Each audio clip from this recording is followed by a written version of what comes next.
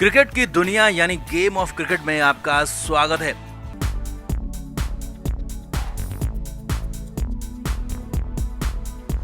Team India Sri Lanka दौरे के लिए रवाना हो गई है और गौतम गंभीर का बतौर हेड कोच ये पहला दौरा है और इसीलिए गंभीर इस दौरे में हल्की टीम लेकर नहीं जाना चाहते थे। लिहाजा गंभीर ने अपने हिसाब से टीम बनवाई, अपने हिसाब से कप्तान भी बनवाया और अब श्रीलंका दौरे पर जाने से ठीक पहले ही गौतम गंभीर के साथ मुख्य चयनकर्ता अजीत अग्रकर भी प्रेस कॉन्फ्रेंस में आए और उनसे बड़े बड़े तीखे सवाल पूछे गए और तीखे सवालों का उन्होंने जवाब भी दिया कि जिसमें हार्दिक से कप्तानी क्यों छीनी गई, अभिषेक और ऋतुराज की गलती क्या है, संजू और जडेजा का क्या होगा और साथ ही साथ मोहम्मद शमी का क्या होगा, रोहित शर्मा विराट कोहली के भविष्य का क्या होगा। इन तीखे सवालों का जवाब गौतम गंभीर ने दिया। तो आपको भी दिखाते हैं 10 बड़ी बातें, क्या क्या हुए सवाल, क्या दिए उनके जवाब। आप भी वीडियो को शेयर करें और कमेंट बॉक्स में अपनी राय जरूर दें। तो गौतम गंभीर 42 साल के हैं और टीम इंडिया के सबसे युवा हेड कोच है और उनके सामने बहुत बड़ी बड़ी चुनौतियां हैं। लिहाजा वो किसी भी तरह से हल्के में इस सीरीज को लेना नहीं चाहते थे, लेकिन इस सीरीज में बहुत सारे ऐसे बदलाव हुए जिनके जवाब सबको चाहिए थे और इसीलिए जब प्रेस कॉन्फ्रेंस हुई तो सीधे गौतम गंभीर और अजीत अग्रकर से सवाल पूछे गए, तीखे सवाल पूछे गए। पहला बड़ा सवाल, हार्दिक पांड्या से कप्तानी क्यों छीनी गई, सूर्य कुमार यादव कैसे कप्तान बन गए। तो अजीत अग्रकर ने कहा कि हम चाहते थे कि ऐसा कप्तान बने जिसके साथ फिटनेस की समस्या न हो, ज्यादा से ज्यादा मैच खेल सके और सूर्या को इसीलिए मौका दिया गया। फिर गंभीर ने कहा कि सूर्या को कप्तान बनाया गया क्योंकि वो योग्य उम्मीदवार हैं, वो टी20 का बेस्ट बल्लेबाज है और आप ऐसा कप्तान चाहते हैं जो सभी मैच के लिए और हार्दिक के लिए फिटनेस एक चुनौती रही है। यानी कि साफ कर दिया कि फिटनेस की वजह से ही हार्दिक को यहाँ पर कप्तान नहीं बनाया गया। अगला तीखा सवाल, अभिषेक शर्मा और ऋतुराज की गलती क्या थी, उन्हें क्यों ड्रॉप कर दिया। तो यहाँ पर जवाब दिया गया कि हर किसी को टीम में नहीं ले सकते, 15 खिलाड़ियों को चुनना होता है और सभी को यहाँ मौका नहीं मिल सकता। कोई जिम्बाब्वे गया, अच्छा खेला, लेकिन जब पुराने खिलाड़ी वापस आ जाते हैं तो कुछ को बाहर रहना होता है। और रिंकू सिंह को देख लो, यहाँ पर रिंकू का एग्जाम्पल दिया गया कि वो अच्छे फॉर्म में थे लेकिन इसके बाद भी टी20 वर्ल्ड कप खेल नहीं पाए, लेकिन अब श्रीलंका दौरे में उनको जगह मिल रही है। अगला तीखा सवाल, क्या रविंद्र जडेजा के वनडे करियर का अंत हो गया है, क्या उन्हें वनडे टीम से बाहर किया गया। तो यहाँ पर जवाब मिला कि नहीं, वो ड्रॉप नहीं हुए, उन्हें आराम दिया गया है क्योंकि उनका वर्कलोड मैनेज करना था, क्योंकि आगे टेस्ट सीरीज होने वाली है, लंबी टेस्ट सीरीज है। यहाँ पर साफ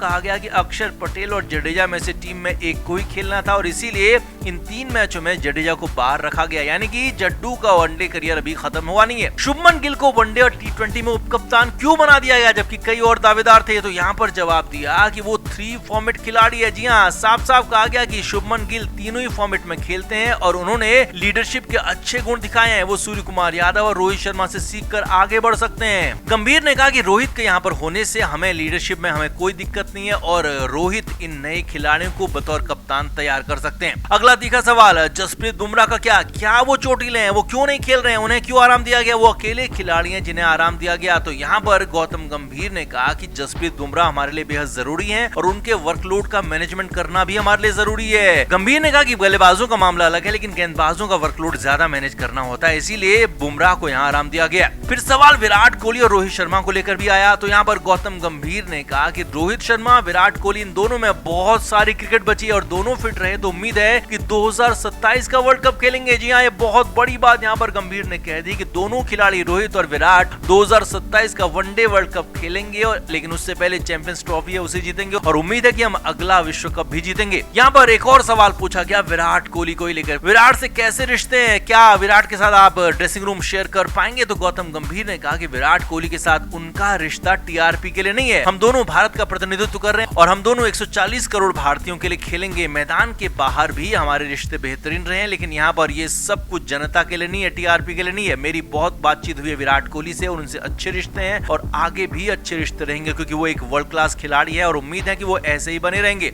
शमी के बारे में भी सवाल हुआ कि शमी कब वापस लौटेंगे, क्या शमी को वापस लाने की प्रक्रिया शुरू कर दी है। तो यहाँ पर जवाब मिला कि हाँ, शमी ने गेंदबाजी शुरू कर दी और पहला टेस्ट मैच 19 सितंबर को है, तो यही टारगेट किया गया है कि तब तक शमी को वापस लाया जाए और शमी, बुमराह और सिराज यहाँ पर टेस्ट टीम में लीड करेंगे, ये यहाँ पर जवाब दिया गया। इसके अलावा साथ ही साथ सपोर्ट स्टाफ पर भी बात हुई। तो गौतम गंभीर ने बताया कि अभिषेक नायर और रेयान डेशकोटे असिस्टेंट कोच है, उन्हें सिर्फ बल्लेबाजी कोच या फिर फील्डिंग कोच नहीं बनाया गया, उन्हें असिस्टेंट कोच के तौर पर लाया गया और वो तीनों फॉर्मेट में हेल्प करेंगे। साथ ही साथ श्रीलंका दौरे पर साइराज बहुतुली गेंदबाजी के कोच होंगे, वहीं टी दिलीप फील्डिंग कोच होंगे। इसके अलावा एक और बड़ा सवाल यहाँ पर पूछा गया कि जय शाह से रिश्ता और प्लेयर से क्या उनका रिश्ता है, तो गौतम गंभीर ने कहा कि हमारा प्लेयर्स के साथ एक जैसा ही रिश्ता है। प्लेयर और कोच के बीच में प्रदर्शन के आधार पर रिश्ता होना चाहिए, निजी संबंधों के आधार पर नहीं। और जय शाह के साथ भी मेरे बहुत अच्छे संबंध है, लेकिन वो भी प्रोफेशनल है, निजी नहीं। यानी कि गंभीर ने साफ साफ कहा कि उनके निजी संबंध किसी से नहीं है, लेकिन हाँ प्रोफेशनल संबंध सभी से अच्छे हैं। तो कुल मिलाकर ये 10 तीखे सवाल थे जो कि जवाब दिए गौतम गंभीर ने सीधे सीधे और साफ साफ बताया कि उनका आगे का प्लान क्या है। तो आपका इस पर क्या कहना है कमेंट बॉक्स में आप जरूर बताएं, वीडियो को शेयर भी करें।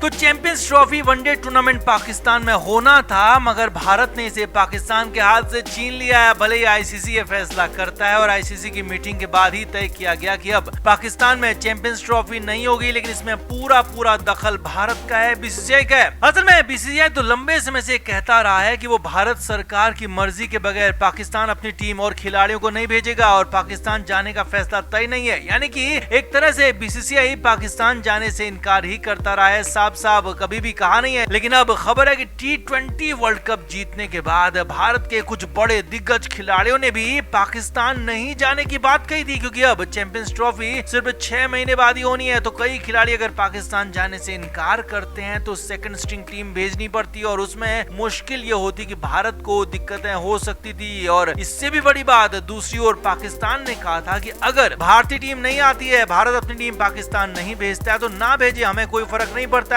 हम भारत की जगह पर जिम्बाब्वे को बुला लेंगे, लेकिन चैंपियंस ट्रॉफी पाकिस्तान में ही कराएंगे, जरूर कराएंगे। और यही बात, यही मनमर्जी, यही ईगो, यही घमंड पाकिस्तान के लिए नुकसान कर गया। जी हाँ, यही बात पाकिस्तान पर चोट कर गई, क्योंकि T20 वर्ल्ड कप में भारत के जीतने के बाद आईसीसी के रेवेन्यू में रिकॉर्ड उछाल आया है और आईसीसी की कमाई, revenue record all time high पर है। और भारत के बगैर आईसीसी का कोई भी टूर्नामेंट हो ये संभव ही नहीं है, क्योंकि उसमें कमाई जीरो हो जाती है। और इसीलिए पाकिस्तान को यहाँ पर बड़ा झटका दे दिया गया। पाकिस्तान के बड़बोलेपन का नुकसान उनको ये हुआ कि आईसीसी ने पाकिस्तान से चैंपियंस ट्रॉफी की मेजबानी छीन ली और साफ साफ कह दिया कि भारत के बगैर कोई टूर्नामेंट नहीं होगा। और यही नहीं, ऑस्ट्रेलियाई बोर्ड, इंग्लैंड बोर्ड ने भी भारत का समर्थन किया, भारत के साथ रहने का ऐलान किया। अब इसके बाद तय किया गया है कि या तो श्रीलंका में चैंपियंस ट्रॉफी होगी या फिर दुबई शारजाह में इसका आयोजन किया जाएगा। और इससे भी बड़ी बात, कई भारतीय दिग्गजों ने भी पाकिस्तान नहीं जाने की बात कही थी। हरभजन सिंह, युवराज सिंह, वीरेंद्र सहवाग जैसे खिलाड़ी पहले ही कह चुके थे कि पाकिस्तान जाकर खेलने का कोई मतलब नहीं है, पाकिस्तान जाना नहीं चाहिए, और हुआ भी वही है। और इसके बाद अब तय है कि श्रीलंका या फिर दुबई में इसका आयोजन होगा, लेकिन हाँ तय समय पर आयोजन होगा और पाकिस्तान से इसकी मेजबानी छीन ली गई है। पाकिस्तान का बड़बोलापन, पाकिस्तानी क्रिकेट एक्सपर्ट्स का और पाकिस्तानी क्रिकेट मैनेजर्स का बड़बोलापन उन्हें भारी पड़ गया है और भारत की खिलाफत करना, भारत के खिलाफ बोलना,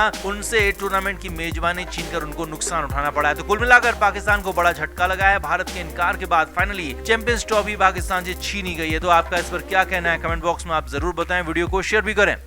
क्रिकेट के हर नए अपडेट के लिए गेम ऑफ क्रिकेट को सब्सक्राइब करें और उसके बाद बेल आइकन को प्रेस करना ना भूलें, ताकि सिर्फ आपको मिले गेम ऑफ क्रिकेट की हर खबर सबसे पहले।